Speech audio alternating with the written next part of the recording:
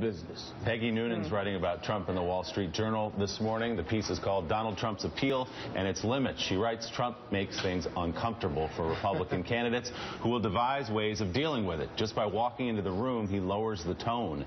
His special brand of irresponsibility may prove infectious. Reporters love him because he's colorful, dramatic, walking, talking clickbait.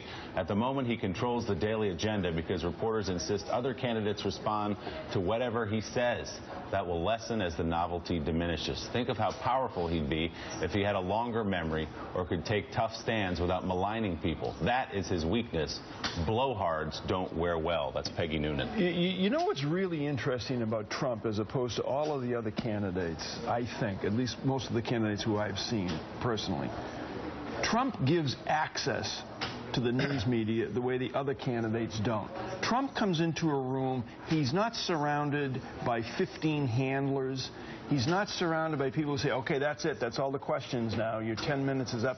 He'll sit there and talk to you for 45 minutes or an hour about anything. He'll say the crazy things, he'll say the irresponsible things, but for us in the media, I mean, he's manna from heaven. Yeah, that's because it's a mutually beneficial relationship, yes. Right? Yeah. And because he's promoting himself. I mean, Yes. Trump has come to my National Action Network convention and then has got on television and called me a racist. I mean, he wants a crowd. I mean, he's available because that's his point. Yeah. And his only point. So, Mark Halpern, if this is a bubble, as is being suggested around the table, when does it burst? Because it's certainly pretty inflated at the moment. He's second in a lot of polls, second in 2 important states. Yeah, look, Sam's right that there's a limit on his support. Peggy Noonan says the same thing. He's got a ceiling. But with 16 candidates in the race, if you can hold on to 10 or 15% of support, that may be enough to be a player in some of these primaries and caucuses.